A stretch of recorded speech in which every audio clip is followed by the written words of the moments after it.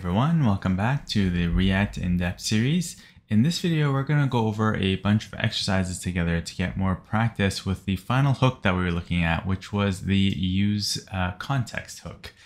In that hook, we saw that we could do some really cool things and actually store state and values in a higher level component and use things like useReducer or useState to actually make it stateful and share things deep inside React trees, no matter how deep our components go. So in this video, we're going to look at some examples together to see how we can get a bit more practice with that idea. And I created enough of different styles of things that we might see in real world applications throughout you using React, maybe in the industry or your own projects. So hopefully that helps you out. Let's take a look at these together. Okay, so as with all the previous exercise videos, what I've done is put these up on GitHub. So if you do want to go ahead and grab these from there, so you don't have to pause the video a bunch and write everything down, you can do that if you like, or you can just pause the video and I'll walk through these and give a quick walkthrough before I give you a chance to try it out yourself. So I have a warm-up as well as 3 different exercises, and these all kind of deal with different parts of context. I have to apologize, I actually got a bit carried away with trying to make the exercises useful, and I went with really boring names like parent and child. I decided to keep it that way with the components just so it's very clear with the boundaries as to what's happening. But hopefully you can imagine being more creative than I am when you're actually maybe making these yourself, and you can rename these to things like, like some different kind of context or like homepage or navbar or something like that, just so it makes a bit more sense. But I'll keep it at this just so it's very clear what the actual context boundaries are. Okay, so to start, what I'd like to do is have you just create a new React project using Vite, if you haven't already. And for the warm-up, what we're going to do is create a file called parent.jsx, all right? And we're going to export a parent component from it. And then we're going to do the same for a file called child.jsx, and we're going to export a child component from inside there as well. Then we're going to create a new context inside of parent, as well as a context state variable, which is going to be that kind of thing that we set the initial state and pass in the value prop for our context. And you can put a string to start. I'm going to make it I love monkeys because I really do love monkeys. And then we're going to have parent return the context provider component. And then we're going to import that child component that we created as a provider's solo child. So that this provider is basically going to be in the parent, and it's going to have one single child, which is going to be our child's component in this case. Then you need to figure out how and where to put kind of the values so that we can pass this in to that context provider, so that in this case, the child, but any other components that are children of this context would get that as props.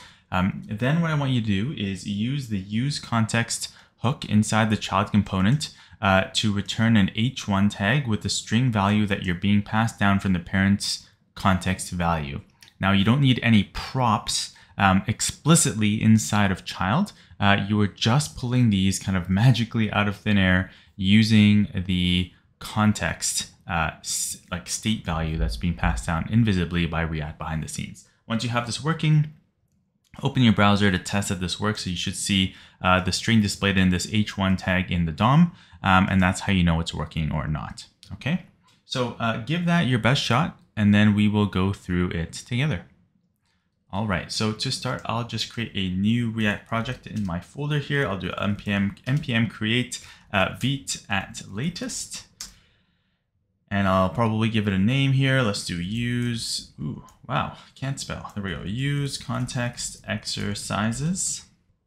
I'll go with React, and then I'll go with JavaScript. I'll change to that folder and just start npm installing while I open some things up here. So there's a useContext, there's my source folder. I'm gonna just ignore the app.jsx in this case. I'm just gonna go to main.jsx, and I'm gonna get rid of the CSS there. And then shortly we'll just change this app to be something else. So that is good for that file. Then I'm going to create a warmup folder inside of src. I'll just call this warmup, and then I can put my parent and child components in there, just so that I can separate them out depending on the exercises. So that's all done there with my npm install. I'll run npm run dev. And that'll get my dev server started. I'll just copy that URL, go over to Chrome and paste that in a new tab. And I should be able to see my no longer styled Nice dark background is gone, but there is my project. Perfect. So that's good. Close that off to give us some more space, and I'll create those two components in my Warmup folder. I'll create parent.jsx, and then I'll also create child.jsx. Okay, so inside parent, this is where most of the fun logic is gonna be. We're gonna say function parent, and I'm gonna make sure to export that. Export default parent, and we'll do the same for child shortly. But we need to make a context. So let me switch back to the instructions really quick. So we'll do this shortly. We'll make the child component in a second, but I'm going to focus on making the context and setting it all up. So I want to make a new context inside parent and a context state variable with a string value in it. Okay. So I'm going to import create context from React, just like that. And I'm going to say const, I'll call this my context is equal to create context. So that's my context. And that's going to allow me to do this. That's going to allow me to take that context, and I'm going to grab the provider, which is a component off of that object, which we saw. And I can now put any children component inside here, and they're going to receive any values that I provide this context boundary. So I need to create that value. So I'll say const, I forget what I called it. What did I say? Context state. Context state is equal to the string. And in this case, I'll do I love monkeys. And I'm going to create this outside the component. In this case, it doesn't really matter too much because it's a static variable, but we could see where we could get into issues if we are not doing this and it's a stateful value or not stateful value later on. So I'll create this outside to start, and then we'll see examples with state later. Okay, so that's all set up. Now what I need to do is basically pull in my child component, and I want to basically do this. I want to say child is going to go in here. And once child has been imported, I guess I'll do that right now really quick. I'll put here function child, and I'll say export default child. And this child is going to return an h1, and it's going to put that string inside here. Okay, so what I'll do is I'll import that child here. So I'll say child, and I will make sure to do the JSX extension. Just using some shortcuts so you don't have to watch me type for too long. And I'll switch back to my main.jsx file, and I'll get rid of app here, and I'll import parent from warmup parent, and I'll add the JSX .jsx there. Okay, and I'll switch this from app to be parent, so that's what's being rendered to our DOM. So if I switch back now, what we'll see is that there's basically nothing in here. There's just that parent element, which is empty.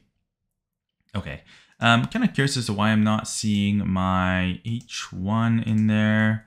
Let me just do a test just to make sure that that's actually showing up. It is not showing up at all.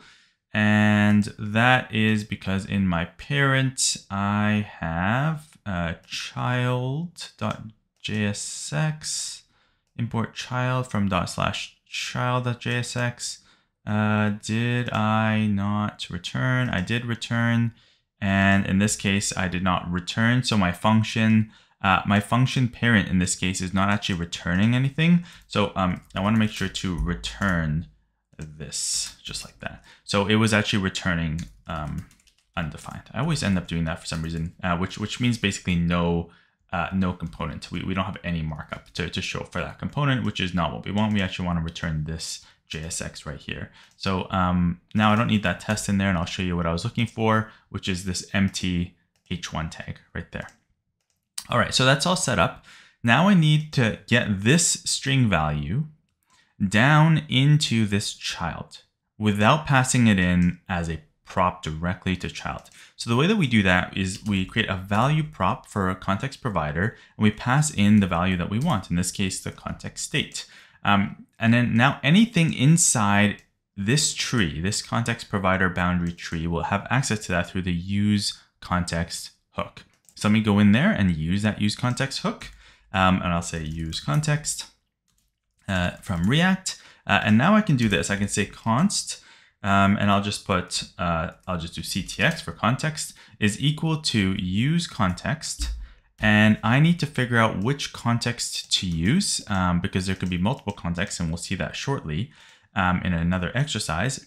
So I need to actually export this context here so I have access to that particular boundary. So I'm going to export that down here. I'll say export my context, which is this context boundary, which is this one right here. And I'm going to go to child and I'm going to import my context because that's the context I want to use. Because remember that, and I'll add that .jsx. Remember that context is just a boundary. It's just a component. The state and the value are separate from the boundary. So we need to know which context to look for. This will make a lot more sense once we see multiple contexts in use, but you can imagine that there's many different contexts in this tree. We need to tell this child which context to actually look for. So we're saying, please use this context, my context, right here. All right. Otherwise, it would not know which one to look for, and we could probably make some rules of get the first one, but we want to be very deterministic as to which one we get and explicit. Now I'll have ctx, which is going to be a string because that's the value that I'm passing down from the my context provider. And if I put ctx in here, lo and behold, I should actually get that in my h1 tag, which is I love monkeys. And look at that, I sure do. It is right there inside our h1 tag. Nice and big. So that's pretty great. So what's happening here, just to recap, is in our main, we're importing parent. Okay, just parent, straight up parent. We have strict mode for some nice error handling and things like that, but we have our parent. Then we have parent is returning the context provider, wrapping it with this state, which is this string.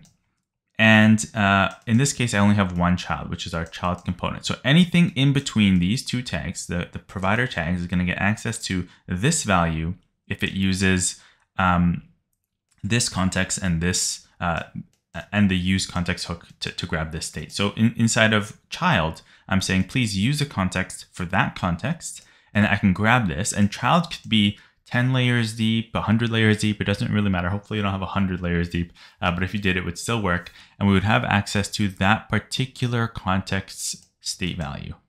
Okay, so that's exactly what we're seeing here. Hopefully that one makes sense.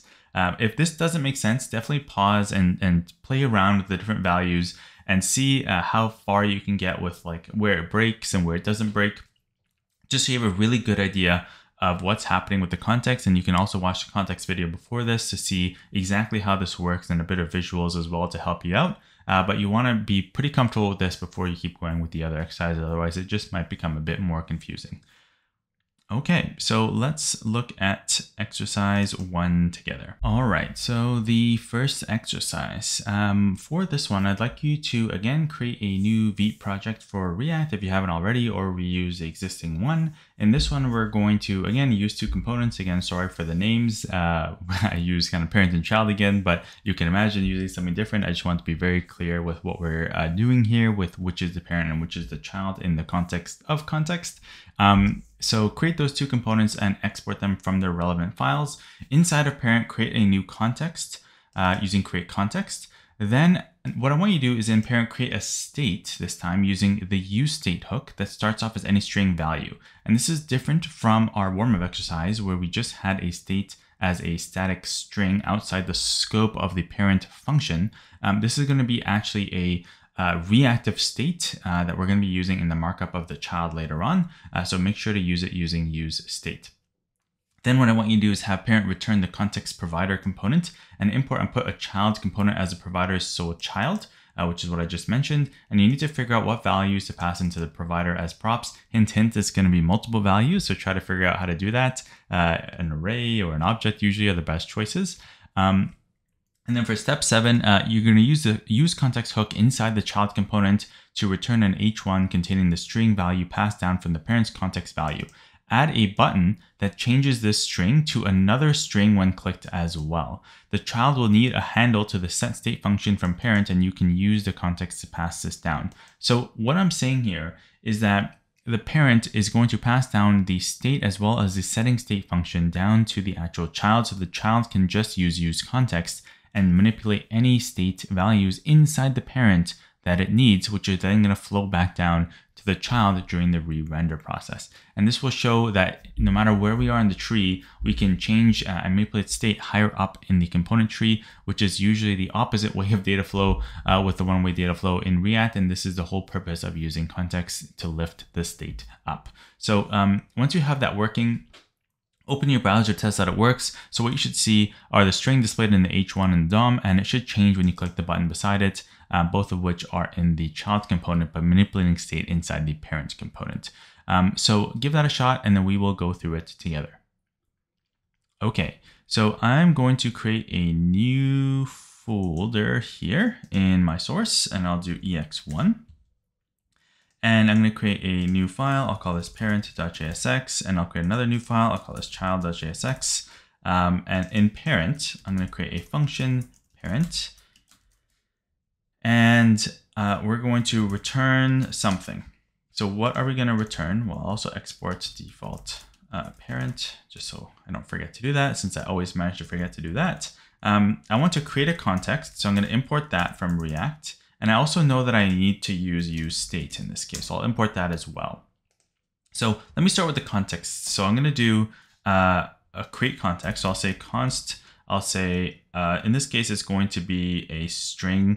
So I'll just say string context. I don't know why I just had to change it from the previous example, just to switch it up a little bit. Equals create context. And you can see that I'm using capital values, like instead of a lowercase, camel case. Pascal case in this case. Usually the convention when you're using these, because they're effectively components, is what we're going to grab out of this, just so it's a bit more clear. I'm not going to create the state out here. I'm going to create the state over here. So I'm going to say const. I'm going to go with string state set string state. I don't know why I went with such a generic name there, but let's just go with that. useState, and I'm going to set it to, let's just go with start, just so it's really obvious what that's going to be. Then I'm going to have my string context dot provider, and inside of here, I'm going to have my child. So I'll do, well, I guess I'll import that later. I know that I need to pass down some values. I can't do two values. Like for example, I can't just do string state and then comma set string state, because we can only pass down one JavaScript variable to as a context value. So usually what you'll see people do is you can pass this in as an object, or you can pass it in as an array, depending on kind of how you want to go about it. I'll go with an array for now, and maybe in future examples you can do an object, and you can see that it's basically the same thing depending on how you want your data to be structured, and if you care about the keys or the order of things. So in child, I'll say function child, and I'm going to say export default child. And in here, I'm going to return some JSX, and it's going to be, I guess I'll do a fragment, and I'm going to have an h1 tag, and then I'm also going to have a button. I'm going to say change text in here. Okay, then I'm going to use context. So I know I need to grab that from React, and I'm going to say const, and now I'm going to destructure out what I just passed in as the value here. So string state and set string state. Okay, this is going to be, I can call them something different, but they have to be in the same order if it's an array. String state, set string state, and if it was an object, I can do in any order, which sometimes is a bit easier to kind of work with. Use context. Which context am I using? Well, again, I have to come back here and I have to export this string context. So I'm going to say export string context. Then I can import it inside child. So I'll say string context right there, and I'll grab the .jsx extension, and I'm going to pass in string context as the context I want to look for when I'm looking up the tree for that context. Great. So now I can take this string state and I can put it inside this h1. Okay, so that's going to work quite nicely, and I have to make sure to put that as JavaScript, otherwise it's going to just say the string state. And I'm going to import this child inside of parent. So I'm going to say import child from /child.jsx. I wish it would add the extension for me as well. And I'm going to put that inside here. This is going to be child, just like that. Okay, so child is going to get this value prop as a context value. So let me switch back here after I come back to my main. Actually, I need to make sure that I'm not grabbing parent from here anymore. I'm going to say parent from my ex1 folder this time. And that's this one right here, parent.jsx, just like that. And now if I switch back, what I'll see is start and then change text, which doesn't actually do anything for this project because I have to actually add that set state handler. So if I switch back to my ex1, I'll go to child. And now I want to make the on click for this button, change the state for the parent's state. So the way that we can do that is using this handle to that set state function right here. So I'm going to say on click equals, and for now I'll just do it in line. I usually don't like to do code in line like this, but I'll just do this. I'll just say set string state to finish, just like that. Almost running off the screen, but I think you can see that. So it's going to start off as start, and when I click on it, it's going to call this function, which is coming from the context for the parent, which is going to change this state right here, which is then going to re-render all of this, and I'm going to get this new string state value inside my h1. So if I switch back here and I click change text, you can see that that changes to finish. Reload the page one more time, and we can see that if I open up this h1 tag, we'll see that if I click on this, that indeed does change to finish, which is quite nice. So there you go. Definitely a bit more involved of an example. Now we're passing down not only a single state, but a reactive state along with the setting state function, which is going to cause re-renders to actually propagate down this tree so that everything in the child actually gets the correct value. So that's pretty cool. Hopefully that makes sense. Let's take a look at exercise 2. All right. So this one's going to be pretty fun. Let's see how this goes. So I'd like you to create, again, a new Vite project or just reuse the existing one. And I'm going to create a same two files. Again, sorry about that. Parent.jsx and child.jsx with their respective components. Someone can read me out in the comments for having less interesting names for my components here, or maybe you like them. I don't know. Then I want you to create this time 2 contexts inside of parent. Okay. Remember I said that you can have as many contexts as you want, and you can mix and match them throughout your components. You can even have 2 in one component if you want, which is kind of interesting. I want you to then also have 2 context state variables. So name them something slightly different so they don't clash with each other, but make one be a number and then the other one be a string. Okay. So parent is going to have 2 contexts and 2 starting context states. They're not going to be using useState. Okay. So just outside the component scope, just like our warm-up example. Then what I want you to do is have the parent return both context provider components. So you can nest one inside the other. In this case, the order doesn't really matter. And you can import and put a child component as the inner provider's sole child. Okay, so you're going to have 2 context providers. One is the child of the first one, and the child component is going to be the very, very inner child of that kind of second or inner context provider. Okay. Then make sure you pass in the correct props to each of them. So one of the providers is going to get, for example, the number, and the other is going to get the string. You can decide which one goes where. But the interesting part now is I want you to use 2 useContext hooks inside the child component, one for each of the parent's contexts. Then I want you to return 2 p tags where you display the text of each of the contexts inside each of the p tags separately. So one's going to be that number and one's going to be the string, and these are coming from the context of the parent providers.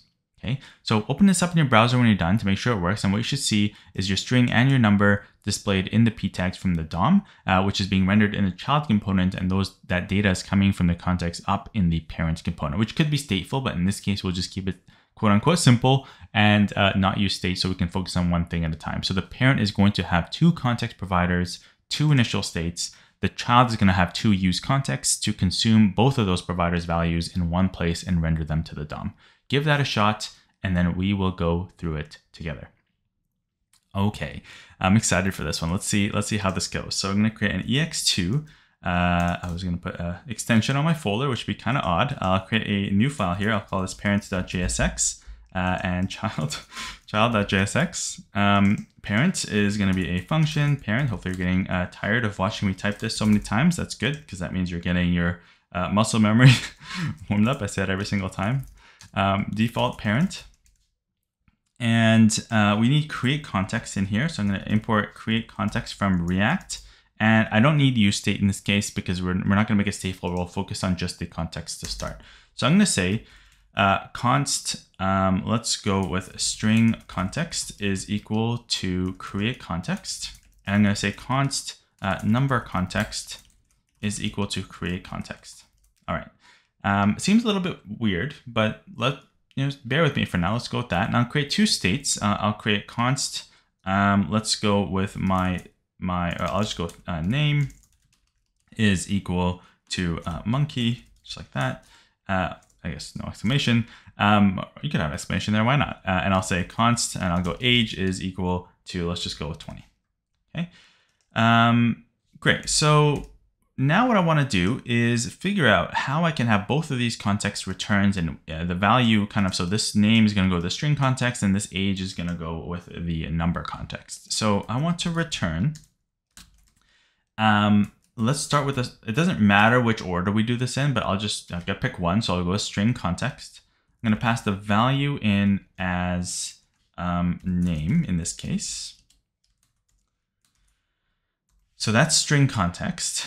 Now I'm going to nest number context inside of string context. And this is going to take age. I'm going to pass that down as a value. And then I'm going to make my child component inside of here. Okay, so number context is a child of string context, which is being rendered inside of parent. All right. So that's pretty good. I think we're almost done with that one. Now, if I go to child, I'll create this function, child, and I'll do export default child. And I want to import useContext hook. So I'll do that from React. And the way that I can grab those contexts, so let me make the markup first. So I'm going to say return. And I'm going to put a fragment here. And in the fragment, I want to have two p tags. One p tag is going to be kind of the string, and one p tag is going to be the number. So like the name and the age in this case, for my example. So I need to grab these contexts, and I know already from the previous examples that I need to export these two contexts. And now we'll see why that's necessary. So I'm going to come down here. And I'm going to export string context and number context. So I'm going to say export string context and number context. And we can do both like that, or you can do separate lines, I think. But usually it's easier to do it like this as named exports. There you go. You could also do inline, but I like to have all my exports in one place, so it's a bit more obvious what's happening. Okay, so those are both being exported, and now I can import them. So I'm going to say import string context from this parent. Make sure you're importing it from the same place. Like I have, like this is the current folder's parent.jsx I should put, instead of like your exercise like 1, just so you don't, or like exercise warm-up in this case. This is probably also why I should have changed the names, because that would be very confusing to debug if you didn't get that right. So we can import both of those from our parent.jsx file as well. Now check this out. I want to say const, and I'll go with name is equal to useContext, and I know name is coming from the string context in this case.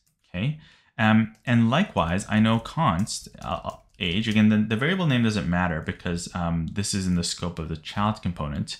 I'm going to use context for age is coming from the number context.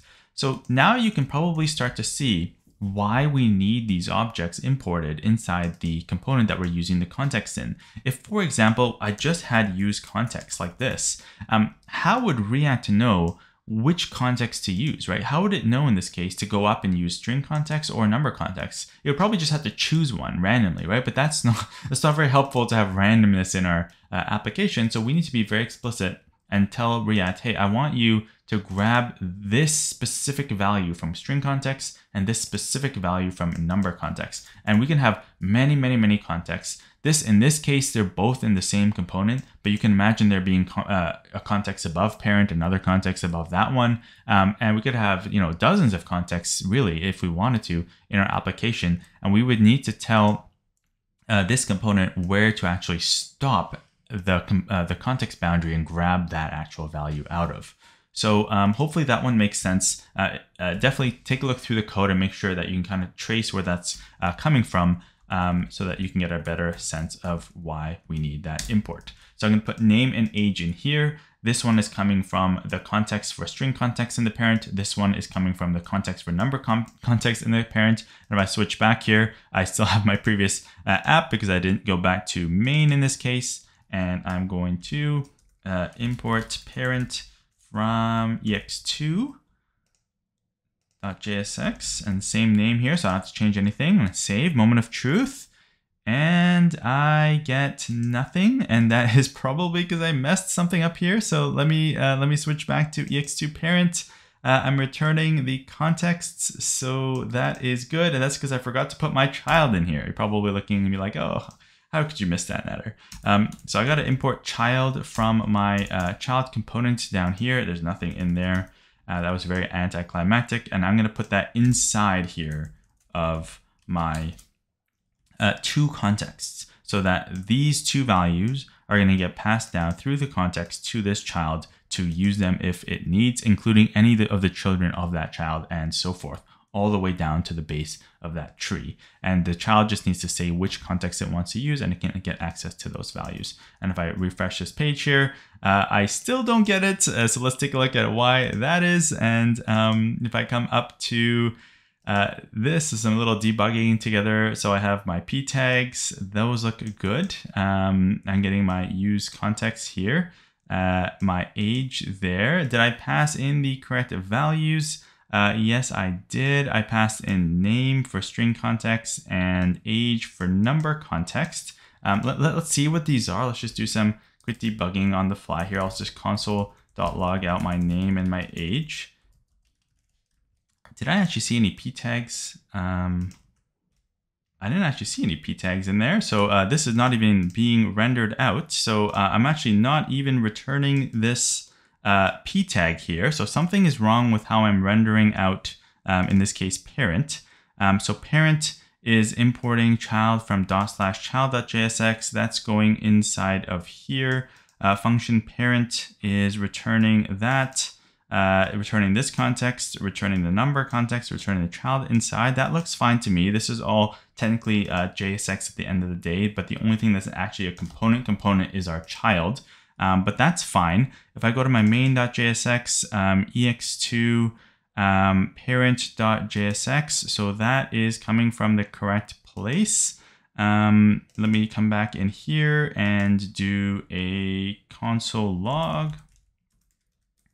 And I'll just say parent, and I should see that over here. And I probably should flip over here, and I'm actually seeing the errors.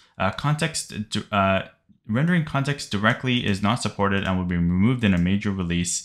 Context consumer was rendered with multiple children or a child that isn't a function. Okay, so the reason is you probably noticed it, right? So that's pretty good. I should have switched over to the console tab. You can see that various debugging techniques in this case, just seeing what renders to the DOM is one way, seeing what renders to the console is another way. We did get this logged out, but that was before this actually got returned. So if we tried to log something in child, we wouldn't see it. And you probably noticed that I forgot to do .provider here. Okay, so we don't provide the object string context. We need to wrap the provider. Okay, and same thing here. We need to end the way that works. Oops, autocomplete not helping me out there. And then I'll put .provider for the string context as well. And now if I save that, I should hopefully see my two numbers, and I do. I get my parent logged out from parent, and I get my monkey and 20 logged out from child, and that's actually coming through correctly. So you can see, right, even with something that's a little bit simpler, there's a lot of steps to kind of go through to get this to work. So this is why it's important to actually get the exercises in, and you can see, you know, I even make these mistakes all the time, and you just have to be comfortable with kind of where the error might be. Is it in the render? Is it the JSX not returning? Are you importing things from the wrong place? Did you set it up correctly? What do the error logs say? And put console logs in if you want a bit more extra information, and that's kind of the way to go about it. But hopefully this example makes sense. This is probably more akin to what you'll actually see in different types of React projects kind of in the real world. You'll see maybe not necessarily all in one place, but you'll see these contexts sprinkled in throughout the tree of React, the application, especially if it's a larger application, and each will have its own values. Some might be stateful, some might not be stateful, and changing them might re-render that entire React tree, right? So that's pretty cool. If this child was a dozen layers deep, we could have access to either of these contexts from our parent components without actually having to prop drill down all the way. So that's pretty awesome. Cool. So hopefully that makes sense. Let's take a look at the final exercise for this video, where we're finally going to use useReducer as well as useContext. So if you've been waiting for that one's going to be some good practice. So for exercise 3, I'd like you to, again, create a new Vite project or use the existing one. Same thing for last time, create a parent and a child JSX files and export those correctly. Then I want you to create a context inside parent. I also want you to create a reducer function that switches on an action type property. Now, I'll just stop here for a second. If you haven't seen useReducer, this won't make any sense, right? So try to maybe look at the useReducer video that I have in this series, or just get a recap on how that looks. If you want to look at the docs or something like that, that might help. But I have a video, a bunch of exercises as to how the useReducer works in detail. So make sure that you understand useReducer before you attempt this exercise, because we're actually combining these two concepts of the useReducer and the useContext together. And you want to make sure that they are separate concepts, but you can put them together just like we put useState and useContext together. Okay, so with that disclaimer out of the way, create a reducer function that switches on an action type property. And this was the pattern that we saw that most reducers end up using in the context of React, and create the default error and an up case where you can take the previous state and add the action value property to it. So the way you want to think about this is like it's basically a counter. So we want to be able to make the counter go up in this case. So if we pass in an action type, it's going to be a type of up. And if we pass in action value, we can make it go up by 1 or 2 or 3 or what have you. And that can make it a bit more dynamic and useful. So once you have that, create a state in the parent component using useReducer this time, not useState. That starts off with the number 0, which is the counter. It's going to start off at 0 or any other number that you like. And we're going to pass in our reducer function as well. Then I want you to have the parent return the context provider component, put in h1 as the first child with the counter number from the useReducer state. Okay, so the state for the reducer in this case, so the actual the value of that reducer is going to be inside the parent in an h1. Okay, inside that provider. All right, then what I want you to then do is import and put a child component, which is what we created earlier, as the provider's other child, I should probably say. In this case, not sole child or other. I think I said sole because technically it doesn't actually matter if you put the h1 outside or inside in the provider in this case, and I'll show you the difference. But in this, you can put them both inside or have the h1 be outside, but the child needs to be a child of this provider. Figure out what props to pass in. And again, this is slightly different because we don't have like the set state. It's usually called dispatch, and we need the state value. So how do we go about all that?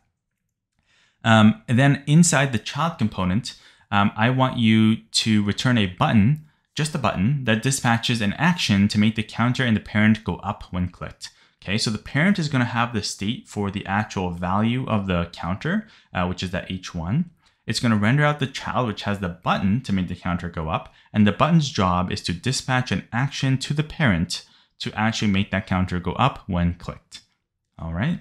So combining useReducer and useContext, very, very useful in this case. And you can do some pretty powerful things. So when you actually have this working, what you'll see is when you open up your browser, you should see your counter displayed in the h1. When you click on that button beside it or below it, that counter is going to start going up. So if you started at 0, for example, and you have the value as 1, it would go to 1, 2, 3, 4, 5, or count up by however many that value prop actually is that you dispatch to the reducer.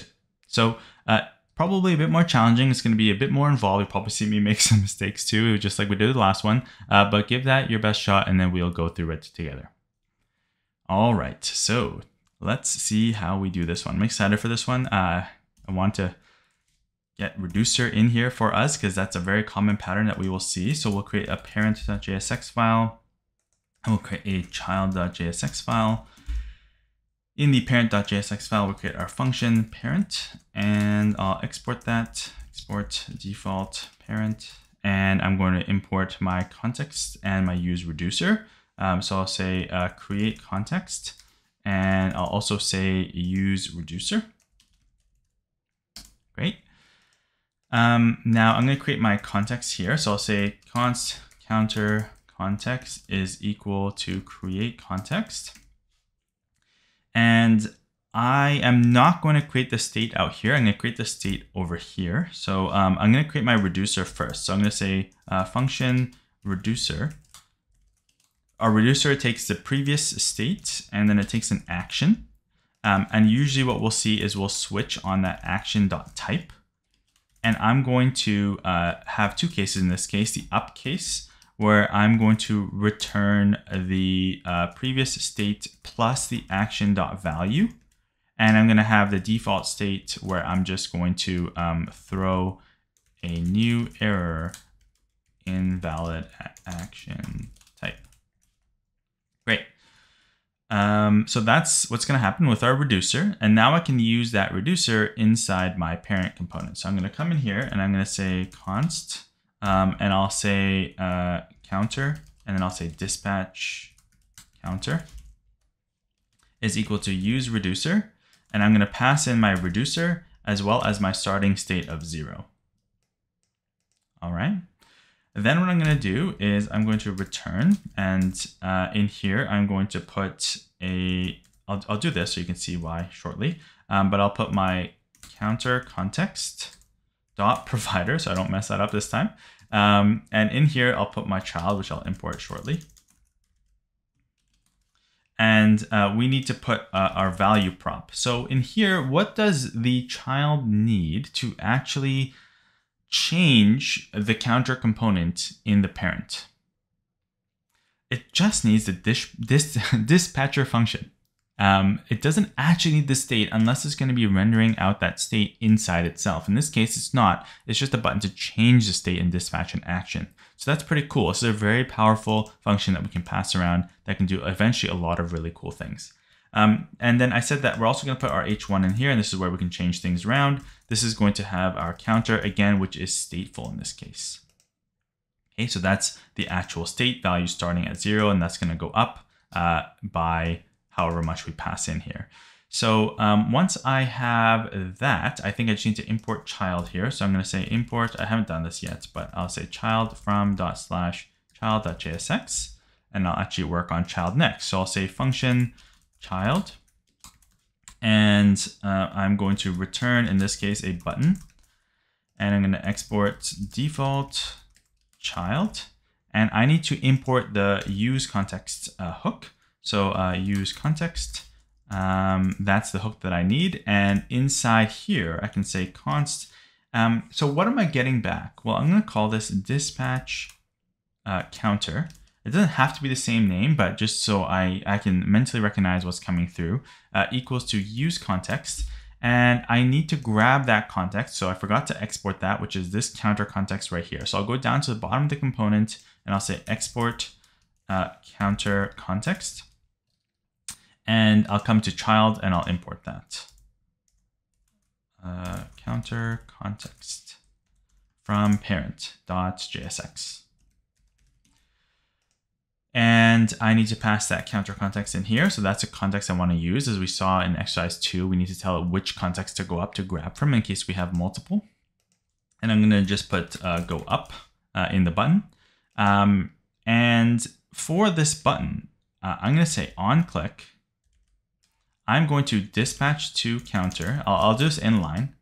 Dispatch counter. Actually, you know what? I don't want to do this inline because it's going to be a bit long. So I'm going to put that in here. I'm going to say function. Let's just say make or dispatch to counter. Probably a bad name, but I'll just go with that. And in this case, I'll say dispatch counter. Or dispatch up to counter is what I'll say. dispatch to the counter, and I want to pass it an object with a type. I always do action type of up, because if we look at our parent, this case is the one that we want to hit, which is our state state plus action.value. So we also need to pass in a value, and I'm going to make it go up by 1. Okay, so that's what I want to dispatch. I'm going to call this dispatch counter function with this object to make it go up. I didn't really need to make a new function for that, but I didn't want to mess up the markup by having too much logic in there. So I'm going to make the onClick refer to this function right there, which is just going to dispatch that object. Okay, so that's pretty much it.